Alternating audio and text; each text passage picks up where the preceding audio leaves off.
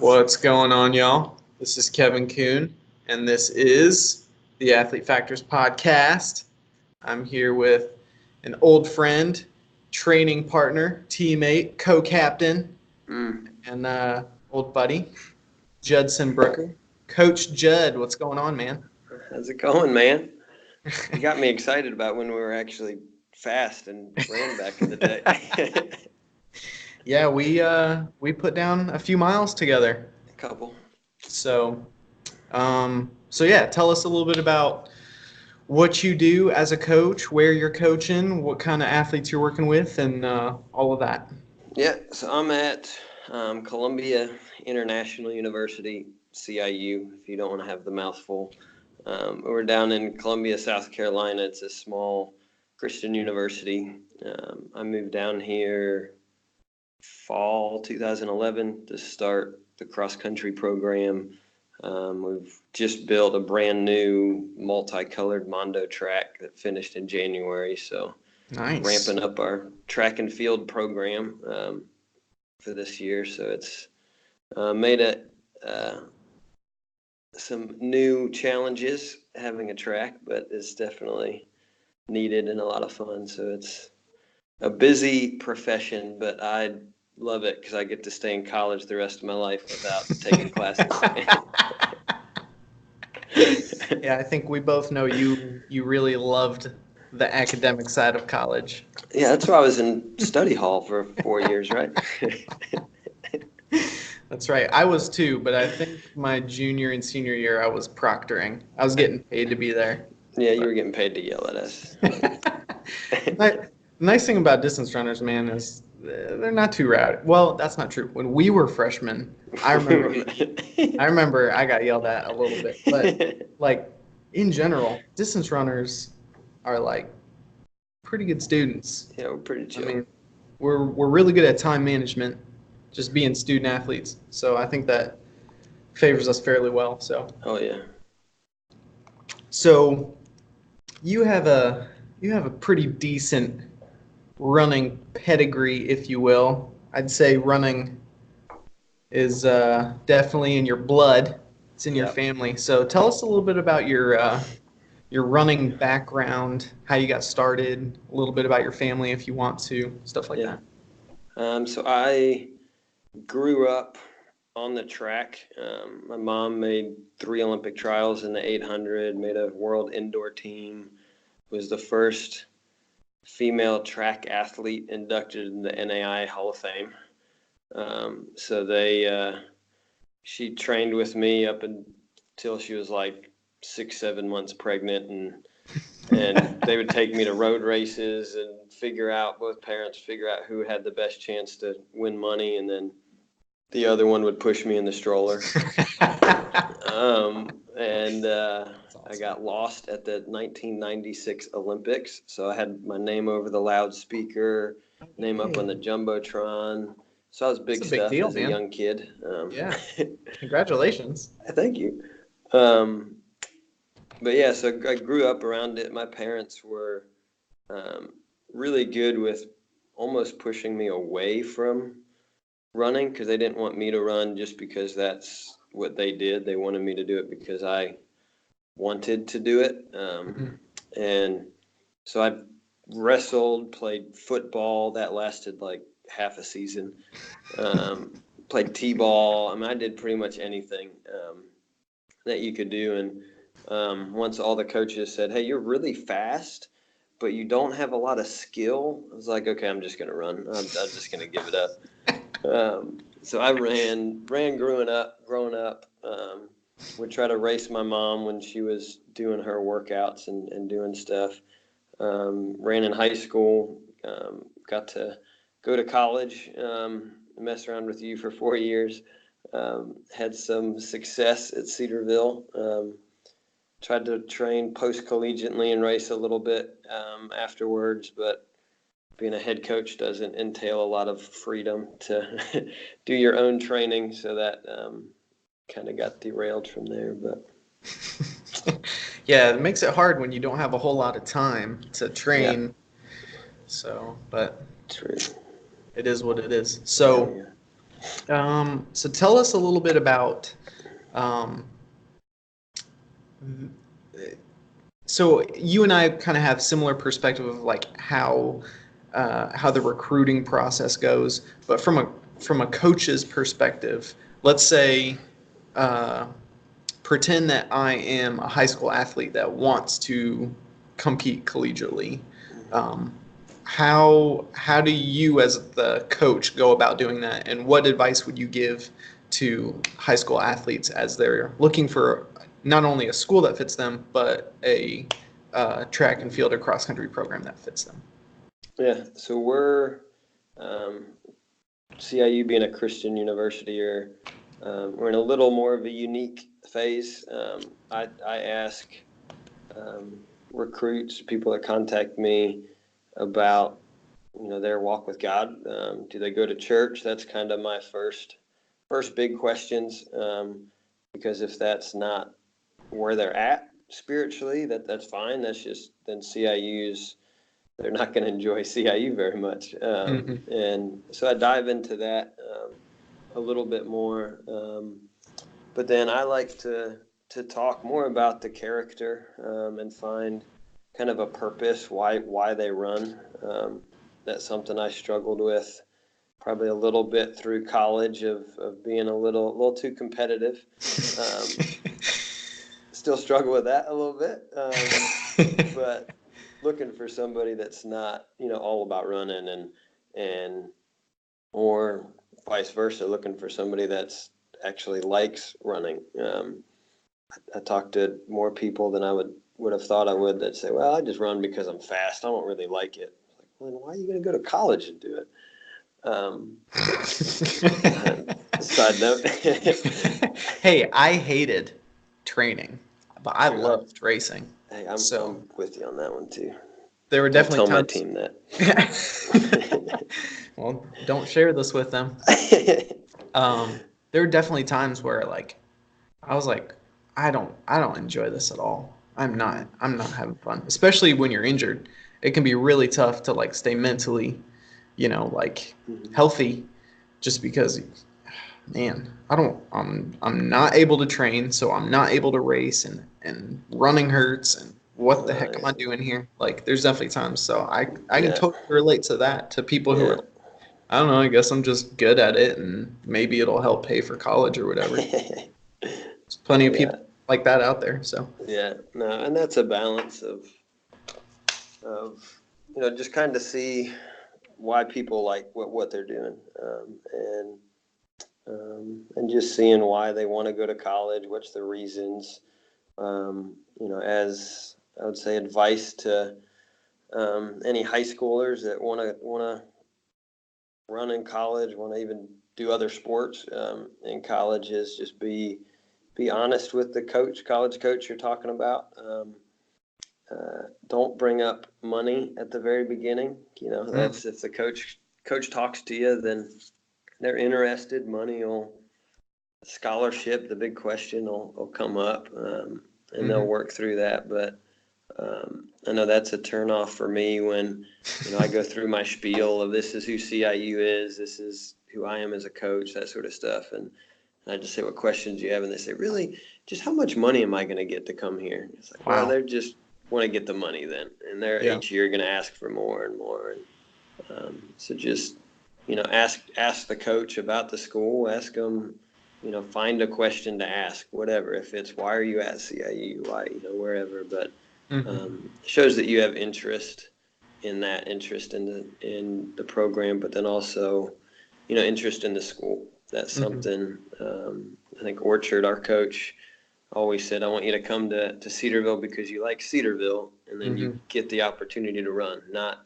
yep, you want to run and, well, I guess I can go to school at Cedarville too, because hmm something happens and all of a sudden you're not on the team, you're injured, you still are there for that education. But yeah. There were plenty of guys on the team, both walk-ons and scholarship athletes, who were maybe only around a season or two, just because either schedule wise it was just too rigorous, or their interests changed, or they got to, a quote unquote career ending injury. And so I totally agree with that. Like find a school that's got the major that you want, that's got a strong program that's gonna allow you to be successful after college in whatever career you decide, and then that's got to be the main priority because at the end of the day,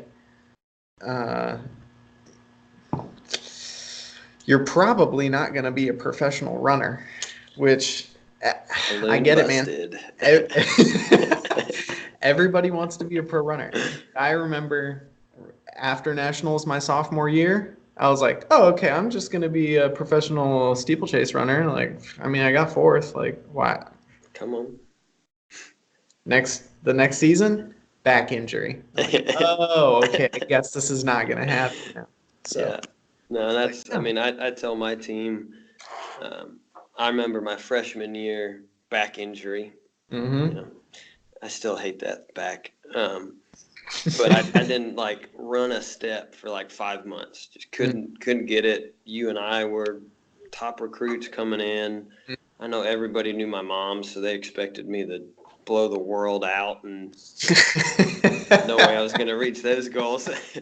But I was just like, I came to to Cedarville for that wrong reason of I was going to run. Like I went to Orchard's office, said, man, I'm gone. Like school, it's not my thing.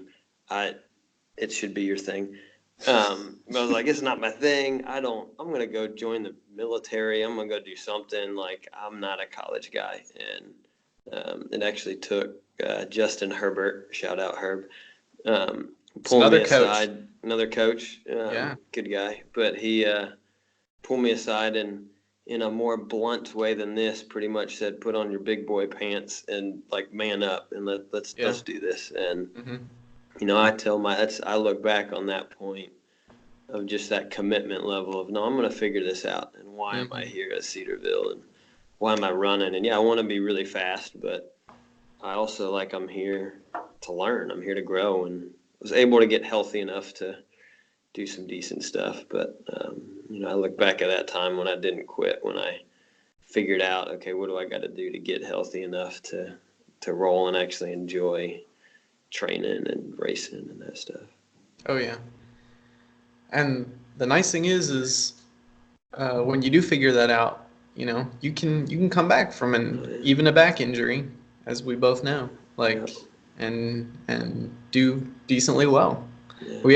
We had quite a few relay teams Hey. at national meets. Even if that was the nice thing, even when we weren't doing stellar individually, like those relays were kind of nice. Yeah, it's always more fun to go with the team. For That's sure. the fun part. That's the truth.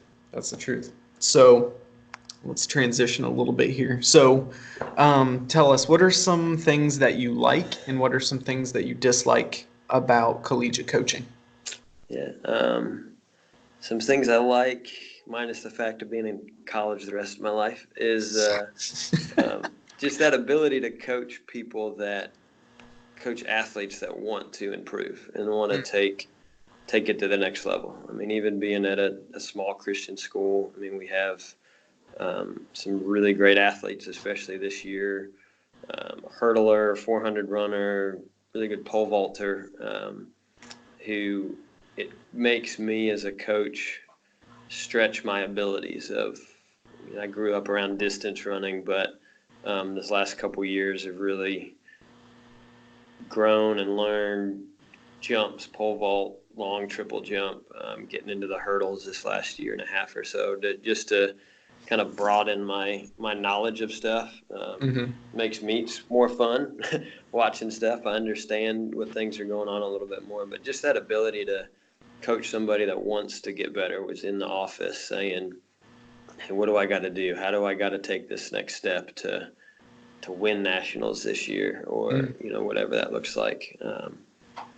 To coach fast people, like it's always cool when to coach fast people. You can look and say, "Hey, that's my athlete right there." Like that's okay to say.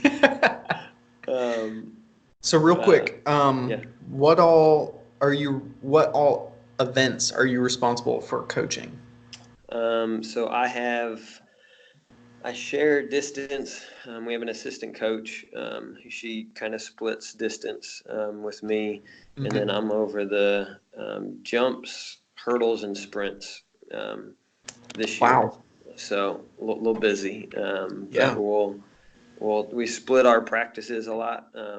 This coming year we won't have everybody practice all at the same time. We'll probably have like the jumpers go in the morning, the hurdlers go early afternoon, sprinters go later afternoon. Gotcha. Kind of split that up to do that. We have another coach who's a throws coach, recruiting coordinator that helps out as well. Nice. That's good. So, yeah, that's definitely different than what we were focused on when we were in college, with mostly just the middle distances and cross country as well. But I remember taking coaching track and field. You and I took it.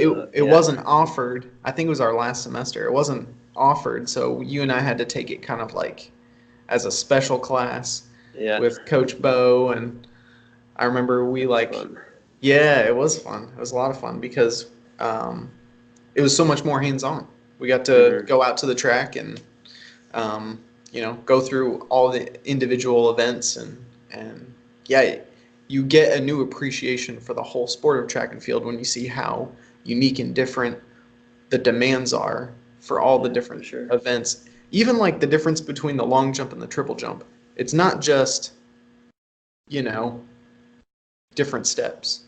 Like there's some major differences, and you can be really successful and really competent in the long jump, and then maybe not so good in the triple jump. So, or vice versa. So there's a whole lot more technique and unique skill for all those events, and that's like watching the decathlon or the HEP. Like you get a new appreciation for like the athletes who do really well in those big events, because they're doing everything. Oh that's crazy. We had a decathlete last year who made Christian College Nationals, and I coached him, and that's just, even coaching that athlete to going through a meet with him is just night and day from coaching any other one. And it's just it's a fun day. It makes for a long day, but I bet it's a fun one. But yeah, it's been, I mean, at a small school, we don't have as big of resources as we're just kind of getting our program up and running. So it makes us coaches in a good way, spread out, get knowledgeable in multiple areas, and work with that, which it has its pluses and minuses. Working through there. But gotcha. So how did you get this job, and what role did you play in literally building it up and getting a new track and getting a new weight room, things like that? So I was at Cedarville, was an assistant coach, worked at a juvenile detention center to pay the bills. Nice. And was just ready to, for multiple reasons, get out of there. And our original athletic director here at CIU called Cedarville because they were looking for a cross-country coach. We're starting up cross-country, and Cedarville hosted Christian College Nationals for the last 40 years or something like that in a row. And so she was just calling to talk about that, what that looks like. And kind of on a side note said, hey, do you know of anybody that needs a job? And he said, well, yeah, I got somebody right here. He can start tomorrow. Nice. 2 weeks later, I flew down there, had an interview. 2 days after I came back, they offered me the job. Wow. So within 5 weeks, I heard about CIU and was moving down to start the cross country program. I was 24 years old, going, man, God, are you sure I'm old enough to start a program? Am I ready for this? I was like, all right, man. So it was kind of a trial by fire, kind of thrown in the deep end and said, good luck. Yeah. But another thing that really helped me was just honestly humbling myself of, I thought I was, kind of like you, thought I was pretty good athlete in college, thought I knew some stuff. We hung out with the throwers, we hung out with the sprinters, we thought we knew some stuff. I dated a triple jumper, so I was like, I know how to triple jump. But had to had to humble myself a little bit and say I don't know how to coach those, and kind of take that next step. And so called the Orchard at Cedarville, called all sorts of coaches, Southern Wesleyan University, and so and just said, hey guys, help me out. And the college coaching network is pretty cool. Coaches are willing to help you out and willing to really see you succeed as a young coach. Yeah, it is. It's really nice that it's a tight knit group, and it's a whole lot smaller probably than we think it is. Like everybody knows. Oh, lost you. Hold on. Jud's really, really good with technology. I hate technology. There we go. So, train of thought, where was I? Oh, just that, like the connections you make, like a lot of the people you compete with end up probably being people that you're then coaching with or coaching against at other universities. So, oh. Sorry. I'm going to find the charger. My phone's dying. Let's take a trip, everybody. We'll take a little trip journey. With me. We're going through our CIU library. Nice. We'll get a little tour of the campus from the perspective of your phone. Hey. So, yeah, that's nice that you have people to reach out to. That's the thing. Like, I don't know how it is with most other sports, just because I haven't, trained or competed in other sports. But,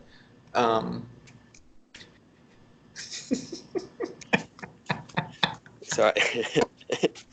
But that's the one thing that I really appreciated about cross country and about distance running was, we got along really well with the guys from Malone and with the guys from Shawnee State, and with the like we had friends on all the teams we competed against, and like genuine friends, not just like, oh hey, it's nice to see you yet again every weekend. Like, so it's nice that when you have those connections, you can reach out for help, and people realize like it's not it's never the situation where it's like, no, I'm not going to help you because now your athletes are going to be in a better position competing against my athletes. It's like, no, everybody wants everybody else's athletes to do well. So I think that's awesome. So yeah, for sure. Going outside, huh? Yeah, I got. And I think we just lost him.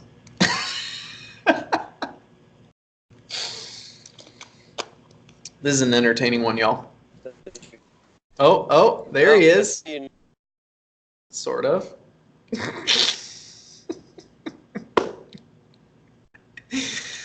Oh, this is amazing. Hey there, Jud. Hey. Oh man.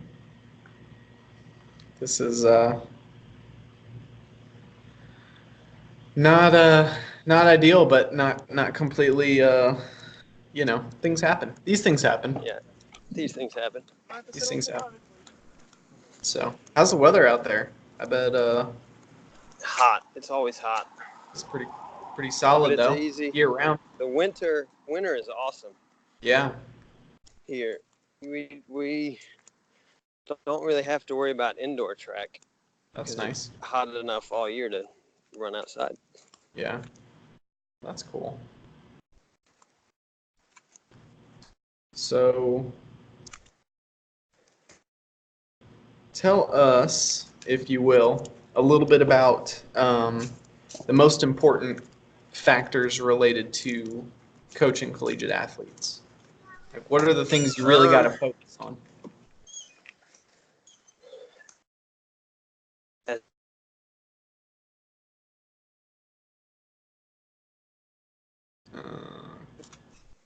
You still there? Yeah, can you hear me? I can now, yes. Hey. I'm in the office now. We should be good. Sweet. So the most important factors, I would think, really my big thing is just knowing your athletes. Everybody's different. So when I have a training day, we'll have all sorts of groups.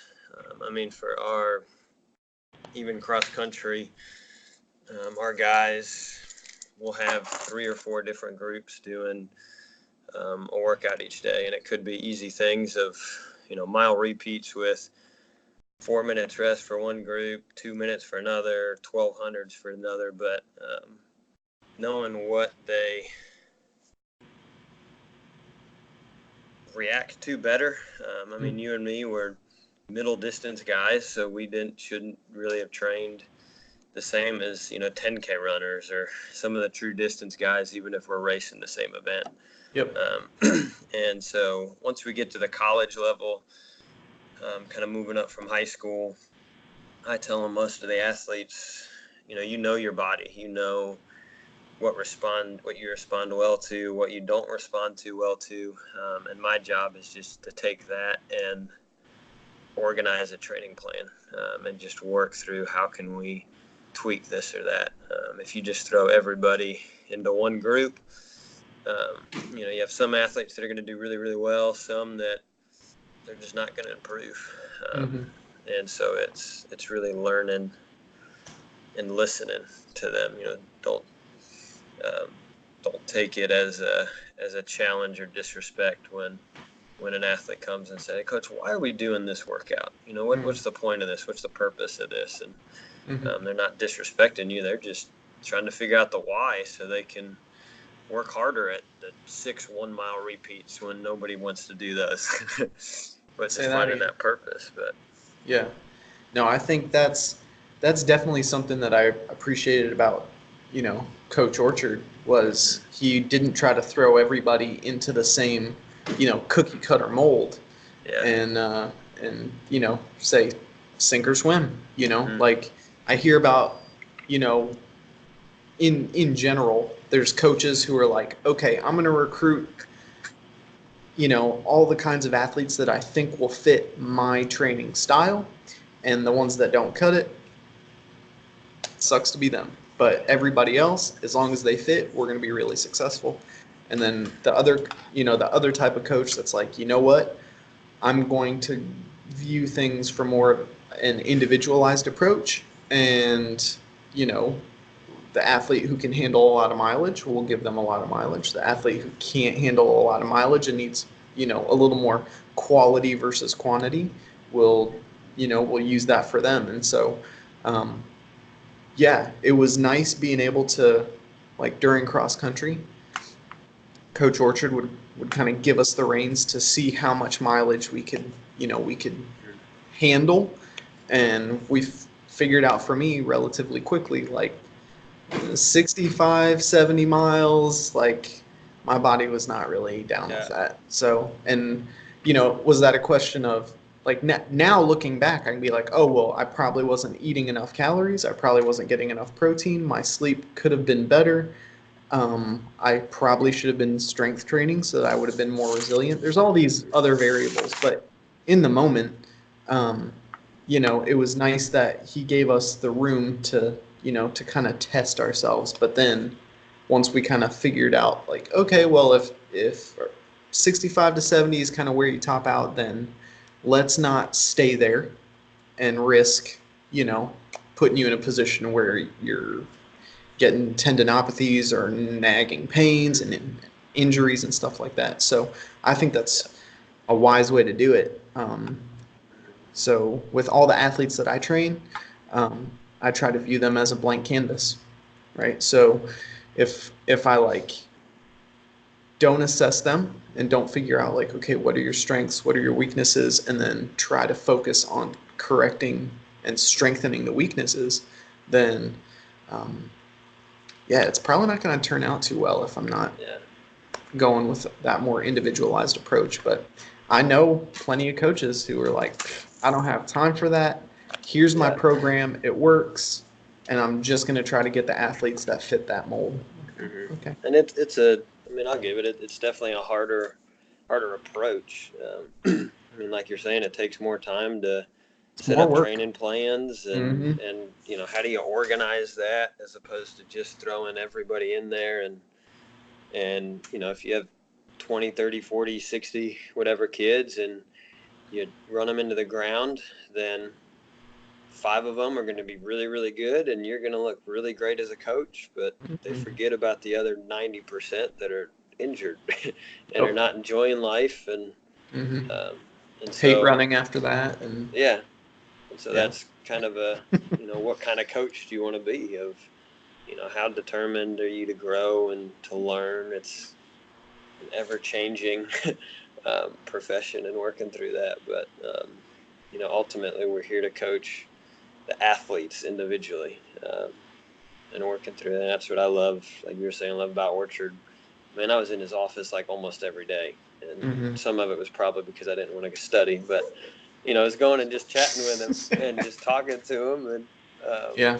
just picking his brain. Why are we doing this? What's here? I feel this. I feel that. And Mm-hmm. he talked it through with us. And, Yeah, he was always willing to discuss why. Like it was yeah, never because I said so. It was, well, in the grand scheme of things, like we're looking to do this at this point in time because, 8 weeks from now we've got this meet and I want you guys to be prepared for that. And then, 4 weeks after that we've got the conference or, whatever the case may be. He had everything, well thought out and well planned, which yeah, I really appreciated. yeah, So maybe not so much in the moment because I didn't understand how complex yeah, training can be, but I definitely appreciate it now. yeah, So for sure.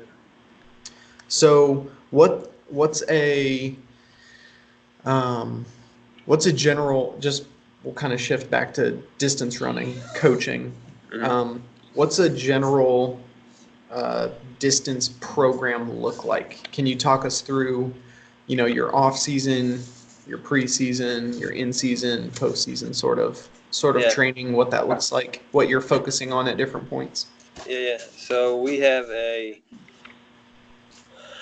kind of a base. So our summer, try to break it up about 10 weeks or so, to where we'll have a base training phase where that base is mainly, I say, longer and slower. That's our goal, is to just get miles in, is build that base so that we can sustain the workouts throughout the year. Mm-hmm. And then what I done in the past, I'm actually changing it up a little bit this year, individualized, seeing where my team is at. But what I did in the past was kind of held the old school approach of the first 5 or 6 weeks of the season are kind of our pre-competition strength phase. There's bajillion different names you can put with that. Mm-hmm. So that's where you're getting more of the hill repeats, the tempo runs, progression runs. You're kind of that step-by-step process. You're going a little faster now. Mm-hmm. And then once you get into competition, kind of middle of the season, we're doing race pace, muscle memory of just teaching your body this is what race pace feels like. Mm-hmm. And so you're getting a little quicker there. And then the last couple weeks is the taper of the speed phase, which I hate that phase because it's such a fine line of everybody is so different with that. Mm-hmm. This year we're switching it a little bit.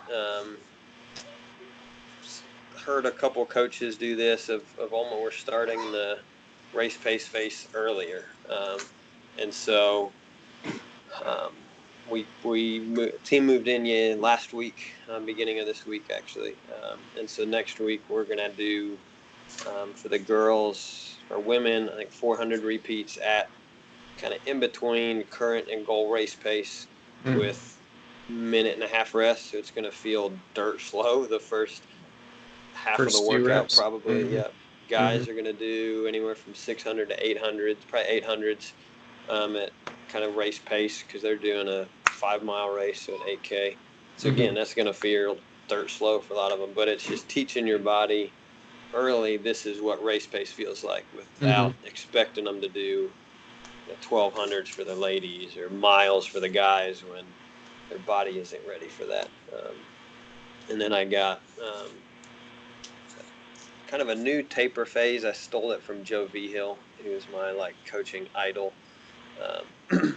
and but he does a different taper phase where it's not necessarily speed, but it's kind of going off a mile repeat, paces, working through that, and then the Monday before your last meet, you do an all-out mile. And so it's showing his athletes were just aerobic beasts. But they got to the end of the season and they would run a mile PR 6 days before their cross country championship. And so they're like, well, I'm faster than I ever have been and I'm an aerobic beast. So I'm going to kill everybody. That's cool. Yeah. So going into your last meet with that in your mind. Yeah. And so we did that with our guys a couple years ago and it worked phenomenal. We ran the best we had towards the end of the season, and so we're kind of work that out. But I like to put the schedule out, so just I have a plan of this is kind of what we want to get out of the workouts. This is what we want to do, but I always change it. I come to workouts most of the time with 2 different workouts in mind, and just talk to the athletes and say, how you feeling? What's going on? How you recovered from our workout a couple of days ago? What's happening? And from there, I kind of decide what workout we're going to do and kind of go from there. But that's cool. Yeah, that's a little bit better than just having in concrete, this is what we're doing, and if you don't complete this, then everybody's going to think you're a failure. Yeah. And you probably will too. I remember being with coaches or sporting events where that sort of thing happens. No, this is the standard. This you're not good enough unless you finish the workout. And it's well, maybe that's not the appropriate workout in that moment, or for that athlete, in in the grand scheme of things. Maybe 3 days from now that would be a very appropriate workout, but right now maybe that's not that. So no, I mean, I look back. I remember it was our senior year. We did mile repeats, the observatory loop, where we went all the time. John did Bryan. Mile repeats there. We did 5 minutes rest in between. Everybody quit. I forget if it was 4 or 5. And Herb and I decided to do another one, and I blew it out. I mean, I think all of my miles were 450. The last one was 442. And I was feeling awesome. I was ready to go. I called my dad. I'm like, man, I'm ready to crush this. I'm ready to roll. And the next day, I was like, that was a horrible life decision. Because I raced the workout, and I didn't, do the purpose of it, and it took me longer to recover than what was supposed to. But in that time, I was like, man, dude, I'm gonna beat anybody, man. Bring the Kenyans on. I'm gonna win. Let's go. And then the next day, I was like, yeah, maybe not. Leave them. I don't want to go over there. To be young. Oh, man. It's a good time to learn things like that. And sometimes it's better to learn those things the hard way, so that you can teach someone else based on your experience, and they don't have to repeat the same mistakes you did. So yeah, for sure. I think as a coach, it's really beneficial and useful to have life experience like that. Yeah. So what are some of the most common issues you deal with as a coach? Problems or kind of barriers during the season, or not even necessarily during the season, but just big issues. Yeah. I think here at CIU, since we do have the kind of the spiritual side of you have, we want our athletes to grow spiritually as well as grow academically and athletically. And so a lot of times, that academic, that spiritual side of things, the character issues, the standards break, that sort of stuff that, my first mindset is, man, this is taken away from the training, this is that. But then as a coach, it's no kind of reevaluate, and this is why I coach, so that I can help mentor these athletes wherever they're at, help them grow and learn. But it's, I think, having that aspect thrown in there of just balancing everything. As a college coach, your number one job is recruiting. It's not coaching. If you're the head coach now, if you got a big program, you got a recruiting coordinator, you have all that. But most programs, you can be the best coach in the world, but if you don't have anybody on campus, you're not going to be a coach very long. Or you could be a pretty bad coach, but if you bring in all sorts of kids, you're going to look like you know what you're doing. And so it's making that balance of I got to make this phone call to this kid, or I should probably go watch them at a meet, but I really need to work on my current athlete individually. And so just figuring out what to put your emphasis in and your energy in a day in and day out basis, because I could work 24 hours a day every single day and have stuff to do. I go to bed thinking, well, I should have done this, I could do this, I could do that more. I'm married and have a 2-year-old son. His name is Miles, so my love for running with that aspect. But it's every day. It's like, man, I could be a better dad. I could be a better husband.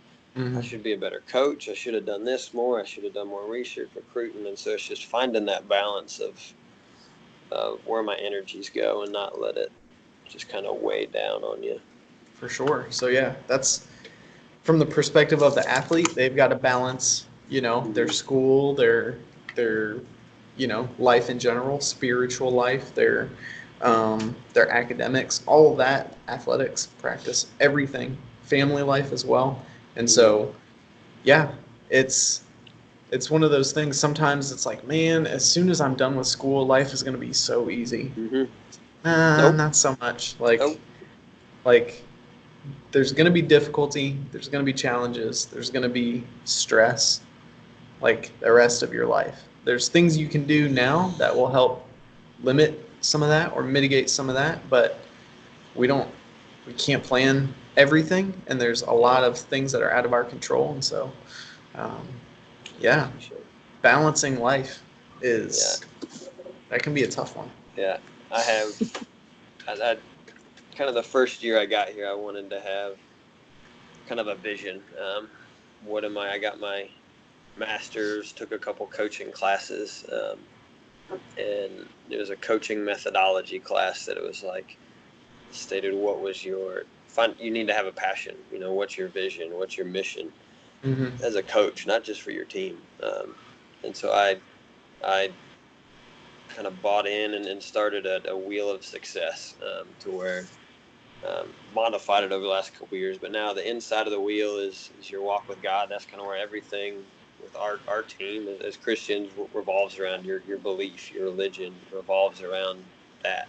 And then the outside, kind of the spokes that hold it together, are your family, education, and your sport. Your running, specifically jumping, throwing, hurdling, whatever.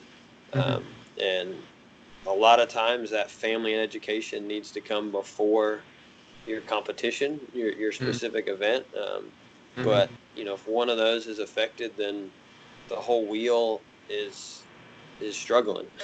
And so you have to work through some of that sort of stuff. And how does it all work? If I have an athlete that bombs a test, they're probably not going to have a great workout that day. Or if they have family issues or something like that, that workout is going to be a little different. So I need to not hound them quite as much, and I need to modify things with it and just kind of help them out a little bit.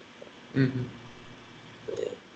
That's good. So yeah, it's helpful to be aware of what's going on in your athletes' lives. Like That's one of the things that when I was studying, um, you know, ex-phys at Cedarville, I don't know if this was specifically taught, but it seemed like, uh, not with regards to sports, but just with regards to, if you're a quote unquote personal trainer, there's things that you don't talk about with your clients because you don't want to necessarily hit like red button issues, right?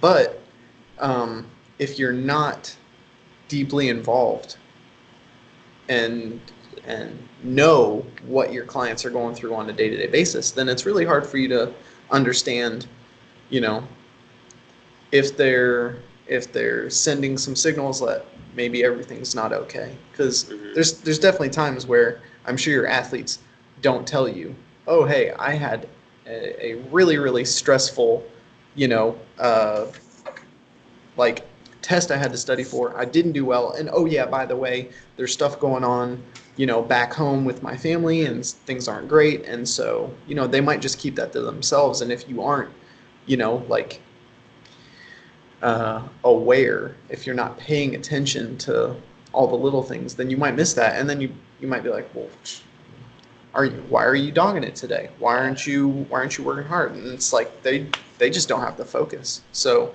being involved with your with your athletes, especially collegiate athletes who have so much on their plate, I think that's really important.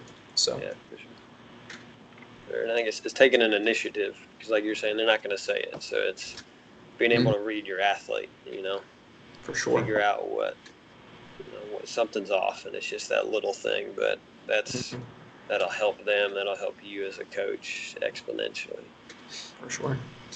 So is this your dream job? Yeah.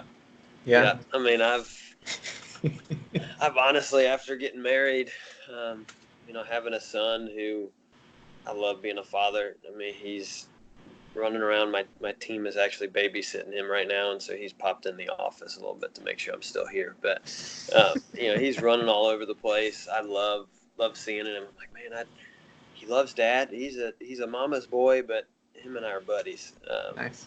I said, well, maybe I should get an easier job where I'm not working, crazy, stupid hours most of the year. But every time I think of that, well, what would I enjoy? It's like, man, here's my hobbies. I don't want to do that for a job. Like I get, goosebumps when it's time to coach. It's meet day. It's, I get to see what all that hard work is going to pay off, and to help people get to their goals and see them reach their goals. Like, man, there's not another job where you can see that much fruit, in my opinion, to do that. And, Sure. I can put people through all the pain that I did before, but I don't have to do the pain no more. So, I still get to stay in it without, I can tell them the ice bath, and I don't got to get in that ice bath You can just anymore. stand right next to it. Yeah. That's so rewarding. Oh, man. That's hilarious. Yeah, I don't want to go back to those days of kneeling in the ice tub for 15 minutes and every day. Yeah. Oh, those days, that was rough sometimes, man. Hey, When it was cold out, when it was getting towards the end of the season, and like you're standing out there and you've got a towel wrapped around you because you're trying to stay warm, and you just with a winter coat on too. Oh yeah, it was yes. horrible. Then you got to walk to the cafeteria afterwards. Oh, it's brutal. No, that's why you come down south, because it's December. It's like 60, 70 degrees, so we don't really have to bother with that one. Yeah, works out good. I'm telling you, man, the South is where it's at. Hey, It's hot here. Converted, but yeah. Yeah, I don't mind the heat too much. I mean, you can deal with the heat. Just drink a little bit more water. Yeah, you'll be fine. Gotta hydrate more. Exactly. That's a good thing, though. So as a coach, how do you make yourself as effective as possible? I think just continuing to learn.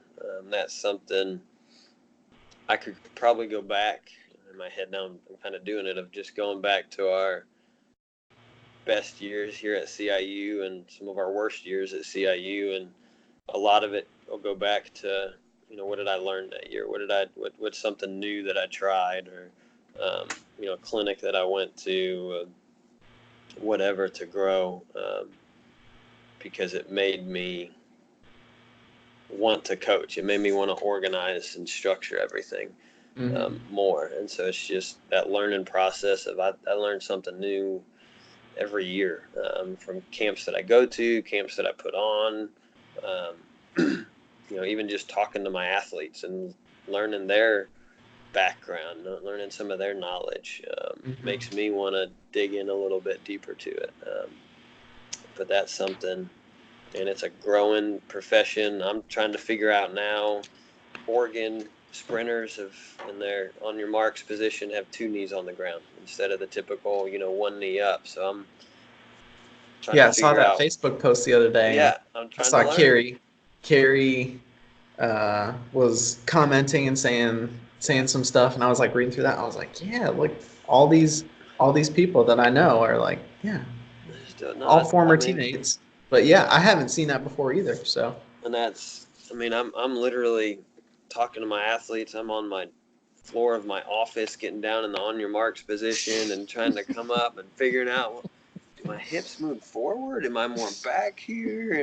And so it's just, not being afraid to try stuff new. And I always bring my athletes in because they love seeing that. I'm like, okay, guys, we're going to try something. I'm just being honest. We're trying this. And if it falls flat on the face, well, then that's we all right. know. We know that We doesn't know we're work. not gonna do it. Yeah. But guess what? If it works, then there's very few people doing this right now. This whatever we're finding, and so we get that, get that leg up that, you need to get, because that's how you improve, and that's how you get stuff. Is what's that new hip thing, or what can you do to make the new thing, and Yeah. just kind of work with that. Yeah, that's one of those things. Like, it's so easy to assume like there's no innovation. Like Mm-hmm.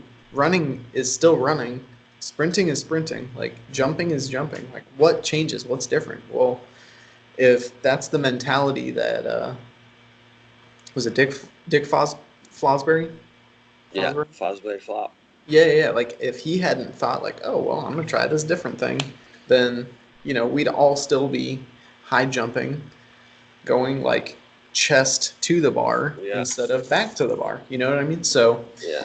um, No, and stuff like that's, that. we Like, have our vaulters. We got a couple really good vaulters, here at CIU now, and we're working on kind of the new thing that's coming about is the old school. You hit that plant and you got a massive leg drive, and that's what swings you up. But now it's your knee drive.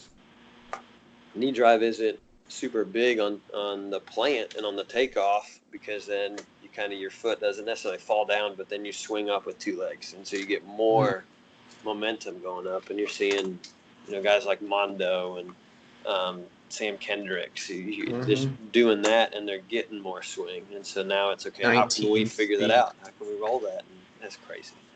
I was It is screaming crazy. looking at the TV at that one, but Man, it's so crazy. You gotta stay on top yeah. of the innovation, what people are trying, new stuff. So related to that, what are some things, other things that you're learning right now, either reading or listening to podcasts or going to conferences or clinics? What's fresh in your mind right now? Yeah. So my big thing, last year I got my USA Track and Field USATF Level 2 certification in jumps, just knowing we're starting track. And so this past year, that's been my big thing, is just taking, almost that manual and rereading it, and going through what that looks like, and researching more. I'm always on Google watching videos. I'm more of a video guy, instead of reading through and figuring out what they're trying to say with this. I'll kind of read it, but then what is that drill looking like? And so I can kind of picture it myself of, with hurdles, working on leading with the shin before you're your leg straights instead of just throwing it up straight and kind of straight legging over the hurdle. Mhm. Working on drills, and okay, that leads to here, and that's why you do that. So I think last year was a lot of jumps, pole vault specifically, knowing we were kind of up rolling with pole vault. That's what I was going to do. Called Jason Scott. He's still crazy Still man jumping, rolling man. around all over there. But Yep. doing that this year with a couple hurdlers, it's diving a little bit more into hurdling. Mhm. And I mean, today I spent probably an hour looking at hurdling videos and drills and emailed it to some of my athletes to try to get their excitement rolling a little bit. Mhm. Um, and just kind of continuing to roll with that. So Nice. That's awesome. So if people want to reach out to you, ask you some questions, talk to you about, recruiting or about coaching or about CIU, whatever the case may be, how can people find you? they just go ciurams.com. That's our athletic page. And then under cross country or track, my bio is up there, contact information.